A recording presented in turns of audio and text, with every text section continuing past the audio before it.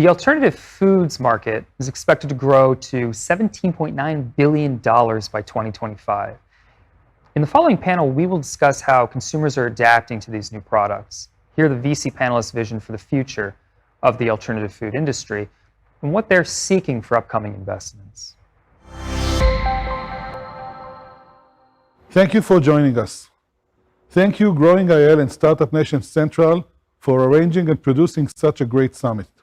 I hope all of you had a chance to interact, explore, and experience the innovation in agri-food tech being promoted here in Israel. We have the most interesting topic of all, investments in alternative foods. Oh, and we have the best panelists, which are going to introduce themselves in a minute. My name is Amir Zeidman, and I'm head of business development at the Kitchen Food Tech Hub. The Kitchen is a seed investor and a technological incubator. We are the leading food tech seed investor in Israel with a portfolio of 19 companies. One of our strongest area of focus is alternative foods, with top-tier companies such as Aleph Farms, Zero Egg, and others. As an incubator, in addition to seed funding, we provide our companies with hands-on support in all aspects pertaining to the development of an early-stage startup, including technology, business development, HR, and more. We also have a global network of partners that are collaborating with our portfolio companies and include some of the largest food and food-related companies in the world, like PepsiCo, Mondelez, Danone, Givaudan, and Mitsui in Japan and Australia. And this, so much about the Kitchen. And now, without further ado, I would like to start our discussion. Our first topic, of course, is introduction. And I would like to start with each one of our panelists introducing themselves. Regina, why don't we start with you? Yes, a pleasure. Thank you, Amir. First of all, thanks for your invitation. It's really a pleasure to be on the panel. My name is Regina Hecker. I'm partner at Blue Horizon Ventures. We are a venture fund based in Zurich, in Switzerland, and fully dedicated to taking really the animal out of the food chain and thereby improving not only human but also planetary health. So we have the focus on plant-based and cultured food innovation, and we also invest in sustainability topics around food. So you can think of it as being food waste reduction or innovation in alternative packaging. That's fantastic. Can you share a couple of more words about the group, about the Blue Horizon Group, and the other activities that you have other than venture? Yeah, of course. So I of course, come from the venture side. So that's my stronghold as a group. It has been really set up since quite a long time already. So the corporation is very active and has done from the beginning seed investments at an early stage, and from that activity also the initiative was set up to really look into finding and building more innovation around alternatives, especially in the chicken space and meat alternatives in general. And that has led now to really the great activity and venture around Live Kindly, which is also a portfolio company of Blue Horizon Venture. And we are extremely excited to see the momentum around that. Thank you very much, Regina. Dan from California, would you like to introduce yourself, New Crop and Unovis Partners? Hi, everybody. Thank you, Amir. Thanks to the Kitchen and to Startup Nation. My name is Dan Alschuler, and I'm a managing partner at Unovis. We're a global asset management firm focused exclusively on finding alternatives to animal proteins within the global food supply. Our team has been doing this for over 15 years. Our first fund, New Crop Capital, has made over 40 early stage investments in companies around the world, Europe, the United States, China, India, New Zealand, Mexico. And we invest in early stage companies developing what we call replacements to center of plate. So that's replacements to beef, poultry, pork, lamb, fish, shellfish, dairy, and eggs, using proteins that may come from plants, from fermentation, or from cultivated sources. Very happy to be here. Thank you very much, Dan. Really exciting. Brian, you're the last panelist to be introduced. Please go ahead and introduce yourself. Hi, Brian Loeb. I help lead the CGC Ventures team at Continental Grain, based out of New York. Continental Grain is a 200-year-old business in grain trading and actually animal protein. And then 20 years ago, we sold the grain trading business to Cargill. We've become a hybrid operator and investor, investing over $2 billion over the past 15 years into the food and ag value chain. When it comes to venture investing, we're a little different than my colleagues here. Alternative protein is a key focus area for us as our functional ingredients. We also have half of our portfolio in the ag side of things. So I think 5 investments of our 16 are in alternative protein. We tend to focus a little bit later stage when we feel like technology is well validated and we can help with commercialization. Definitely seek to be an active and value-add shareholder and leverage CGC's network, partner with Regina and Dan and others to help accelerate commercialization. So. Fantastic. Thank you very much. Thank you, everybody, for the introductions.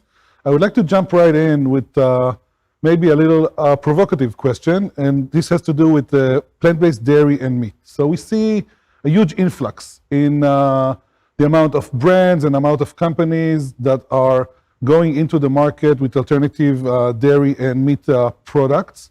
And my question is divided into 2. First, can we expect to see the same growth in these areas over the next 5 to 7 years? And the second one is, given this large number of new companies and brands, is there room for new innovation? What is still missing from the market? Who wants to jump in? Dan, would you start? Happy to start. Sure, happy to start. For the first question, we're very bullish on continued growth in the category at a global stage. And the reason is the following. First, the demand is there, and that demand continues to expand as consumers, not just consumers who are looking for vegan or vegetarian options, but just everyday consumers are trying these products and liking them for themselves. So they just taste great. And the price points are coming down where they're on parity or close to parity to animal protein analogs. So that's one reason. Secondly, if you take a step back, the amount of alternative proteins as it relates to the amount of food consumed is still very small. And these companies are just starting to expand and starting to get broader and broader distribution and starting to build up their manufacturing capacity. So be it some of our portfolio companies like Alpha Foods, that has national distribution all across the United States and is starting to expand into other territories, or another portfolio company of ours, which is Israeli and recently announced that they were launching into the US, called Zero Egg. We expect these companies to continue to grow for the foreseeable future and take a bigger and bigger slice of the overall stomach of consumers around the world. What about new startups that want to go in? Is there still room for innovation? Would you advise entrepreneurs to innovate in this area of plant-based dairy and meat product? Maybe Brian. Sure. So I think there is definitely still opportunity for new startups. Dan touched on it, but price, nutrition, and flavor are kind of the 3 pillars that are essential. I think we're doing really well on flavor. I think we're doing quite well in nutrition, although there's room there for higher quality plant-based proteins and just higher quality products all in all. Price is the big one that we keep an eye on, and scale, continued double-digit market growth, which I believe in, is going to help reduce prices, but innovation needs to play a role too. And that's everything from novel proteins to bespoke equipment that can actually make processing better and more effective. So a wide variety of opportunities for innovation. Definitely still encouraging entrepreneurs to work in the space. Regina, anything different that you see from your point of view in Europe? Fully agree. I think, I mean, the growth, it's really just starting, right? I mean, we see already the tremendous uptake in the US, and the US is a leading market in terms of geographies. There's already, from that macro perspective, a lot that has to happen and will happen. And then if you look at how much replacement actually happened, right? It's around 14 to 20%, depending on the region, etc. On the dairy side, on the milk side, we are only at 1% when it comes to meat replacement. And, if you just think about comparing or making that kind of replacement ratio equal to what we see and what already has happened in milk, then just speaking about the meat segment, I mean, there's a massive opportunity for growth. And we see a lot of innovation. And I also agree with Brian that I think on the production side, a lot of innovation can and really has to happen if we think about really carbon neutral ways of producing, really being smart about what kind of protein are we sourcing. Can we use upcycling as a way to not only reduce food waste, but also be more efficient, and then again, also more cost efficient. So there's a lot of innovation tying different fields together where we are quite happy to see that being realized in the venture space. Fantastic. I just said that it's great. It's great to see companies such as Continental Grain at the table now. When our team started doing this, it was very small checks. So having such large players that can really take a company that has found a niche, has found some consumers, and can give it the cash and the expertise to really go big, that's when you know that this vertical, this category is here to stay. Yeah, so thank you, Brian. Thank you, Brian. I share that Thank view. you for helping spark a lot of opportunity. As seed investors, we all feel the same. Okay, good. I think those were a very good point that you raised about innovation in plant-based dairy and meat. But we want to move on to plant-based, fish and seafood and eggs. Do you feel that those two areas, which are still nascent compared to the other two, to the dairy and meat, do you feel that they have the same potential? Regina, why don't you start? Yes, with pleasure. I love the question. I think especially seafood is a topic that is extremely high in demand. I mean, if we look at what is produced right now, I think we are more or less at 160 million tons of seafood, both more or less equally via, wild catchery and also aquaculture. And both systems are massively stressed out. So we really have to look into, okay, how can we bridge that demand gap? We had 200 million tons predicted for 2050. We know that more than 170 countries will not be able to satisfy this demand. So you really have to think about how can we actually be smart about satisfying this demand without taxing our oceans more.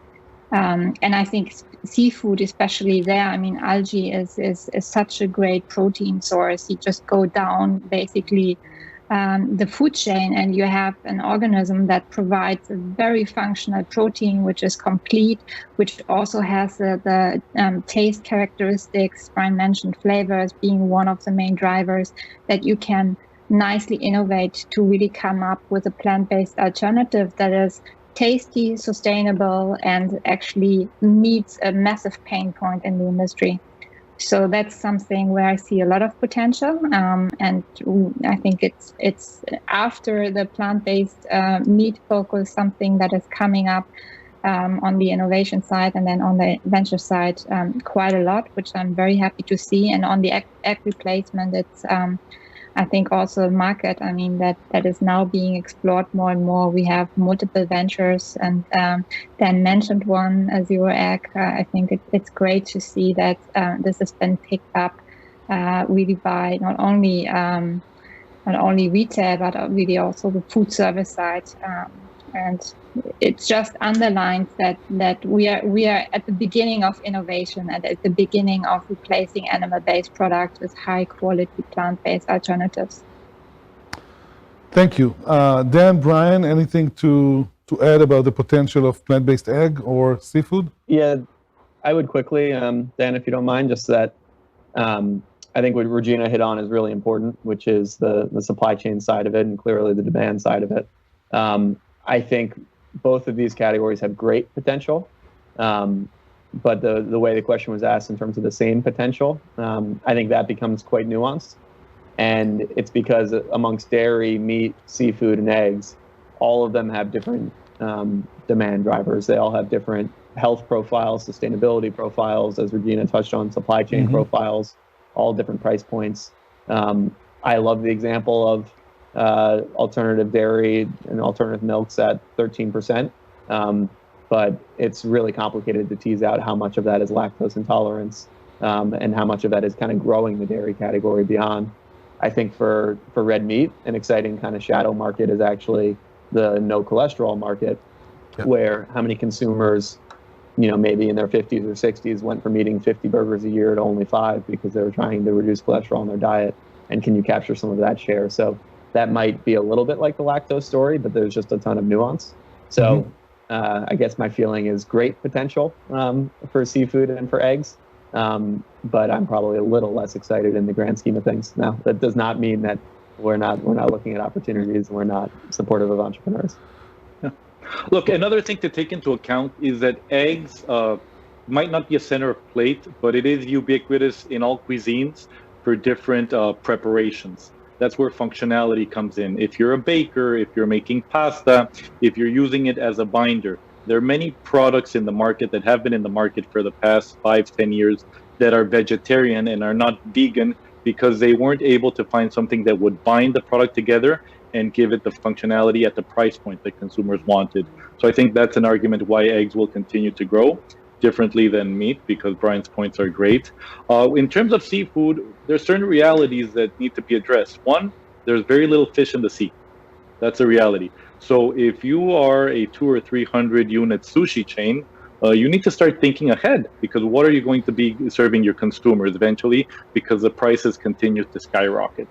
Another reality, our oceans are contaminated, and consumers who have been learning more about seafood in the past 10 to 15 years, thinking that it is a healthier protein. Well, the reality is that the waters are not that healthy.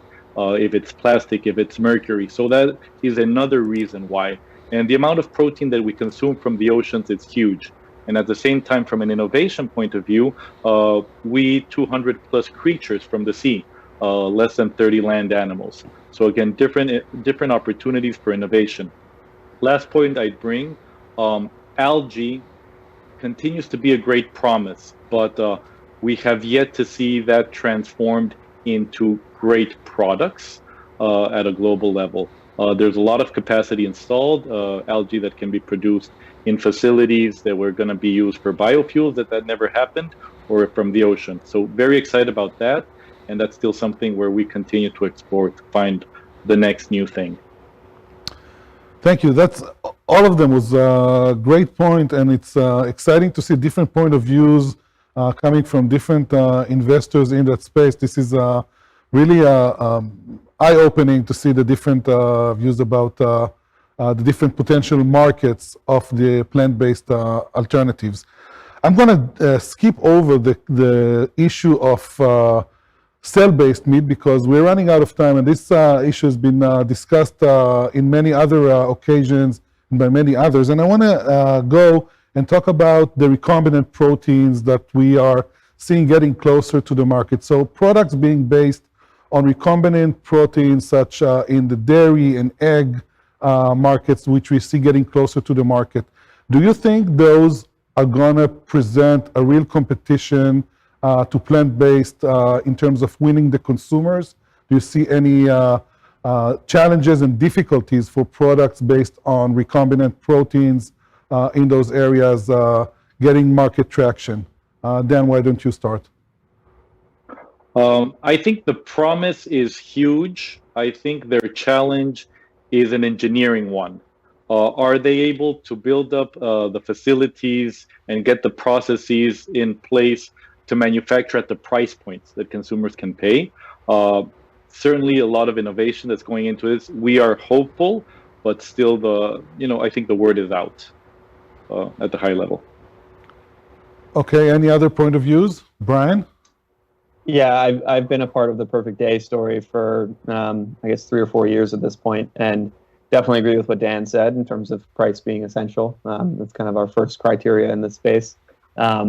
They and others are getting closer and closer, have made a tremendous progress over the past few years in reaching those prices. As a technology, what we really like about it is, whey protein within dairy, casein as well. They're the gold standard, and they're really hard to replace with the same sort of functionality and quality and nutrition, a bit like Dan's comment on eggs. And so that's where we see a unique opportunity to create them with a different supply chain, a more sustainable supply chain. But price is essential. And as we think about other areas of innovation, we are soon going to invest in UCO, an Israeli company, making safe gluten and producing it via corn and wheat. And one point I'd like to point out is, fermentation is really compelling, but it can be very expensive to do it at massive scales. Definitely interesting innovation opportunities at UCO and a number of other startups putting novel proteins or novel ingredients into plants because it's a cheaper supply chain to scale. Thank you very much for this. I'm going to go and touch on something that you've mentioned before, Regina.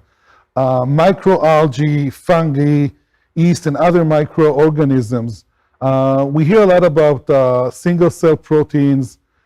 Is there a real opportunity here? And why do you think this source of single-cell protein is not as hyped as other sources like plant-based and recombinant proteins? Yeah, excellent question. I think, there are two angles to it, really. On the one side, fungi and also yeast is already massively used as a production host. So we have those microorganisms already in place to produce also special proteins that have desired functionality. So that's, I think, one element to that question. In terms of usage, I mean, corn, right, is a very good example, kind of leading the curve back 10 years ago already, where they really used mycelium to produce an alternative protein, which I think is just something that is not so well known, but has been in the market and adopted by the consumers already quite nicely. The functionality of the protein as such, I think, is very valuable, again, offered especially by fungi and microalgae. I would say that for algae, and Dan pointed out that fact that it's really about unlocking the potential. Of course, with algae, what you have is a protein that has a very strong taste. I don't know if you ever tasted algae. I mean, we know that from nori, when we eat sushi, the taste is very strong. So you really have to have the appropriate food technology behind it to develop the protein in such a way that you can easily have it as a drop-in solution for whatever you want to create, be that plant-based milk or algae-based, not plant-based, algae-based milk or algae-based meat, etc. Only for fish, you don't have to tailor it as the taste is already the desired one. We have invested, for example, in a company in Paris called Algama, so they have really the food tech in place to unlock basically algae in such a way that the taste is not overpowering, and also that you don't have the strong green color, which is not the desired color in a lot of different products. So I think there it really is the next level of innovation to unlock the quality of those different sources that we have. Thank you. Any quick comments, Brian or Dan, because we want to move on? Something to add to this quickly? I wanted to ask you, and I would like you to be brief, consider you have an elevator pitch. What would you like to hear from an entrepreneur coming to you? What kind of startup would you invest in? And like the entrepreneurs, you have 30 seconds to describe what is your dream startup in alternative proteins that you're looking for right now. Dan. My dream pitch is someone who says, you have a delicious plate on your way. We're in COVID time, so they can't present in person. And these are the instructions to present it. It is a seafood product. It is using algae. and we have some very special proprietary IP in terms of the transformation, and it can be mass produced using existing infrastructure. That's the dream. Fantastic. So algae-based seafood, extremely tasty and scalable. Brian. Exactly. I get to take a little bit of a shortcut because due to stage, we oftentimes will be hearing from Dan or Regina or others in terms of here's a startup who's been extremely successful over the past few years at executing on what they said they would do. Certainly for us, again, it comes down to not just innovation, but innovation at affordable prices, excellent taste, excellent sustainability. So an algae-based seafood sounds good to me, but a year or two of execution sounds very good as well. I understand. Fantastic. So add a fantastic team and execution to what Dan said. Regina, really quickly. Yeah, I would be excited about every team that provides me with something that I haven't heard of yet, and it should be within the frame of, extremely improved sustainability, ideally carbon neutral or negative production way, and of course the product has to convince. So that comes again back to the equation of price, availability, scaling, but also of course taste, which is the one guiding element. So very important sustainability, and also like Steve Jobs said, you don't know what you want, or people don't know what they want until you show it to them. So you don't know yet, but you're expecting the entrepreneurs to show this to you. Fantastic. Yeah. Really, again, we're running out of time. I'm sorry for repeating myself. So if you have one sentence of advice for Israeli entrepreneurs, we are typically known for being good on technology, but far from the market. So what do you think an Israeli entrepreneur should bring to the table? Regina. Yeah, we have been seeing exciting technology in Israel, and we were very happy to invest into TIPA. So compostable packaging is very close to our heart.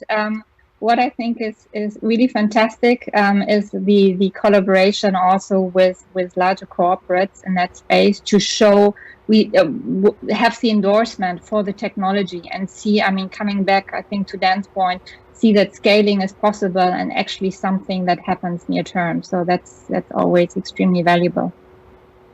Fantastic. Brian? I think Regina emphasized collaboration in a really important way. As an Israeli startup, you want to think about protection, but the sooner that you can get partners involved, whether it's an ingredient selling to brands or a scaling technology working with brands big and small, the sooner you can collaborate, the better. Fantastic. Dan, you get the last word, so you decide. I'll be a little contrarian, and I'll say that the best technology isn't necessarily the one that wins in the market. It's the one that connects with consumers, and that connection includes the product and the price and the overall experience. So understanding consumers, understanding that selling to consumers, that investing in the brand is just as important as investing in R&D and manufacturing as well. Fantastic. So this concludes our panel. We're running out of time. I would like to thank all of you very much for joining us, taking the time and joining this panel and the entire summit.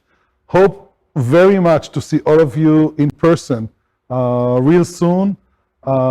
Stay safe, and again, thank you very much. Thank you all. Thank you you. all.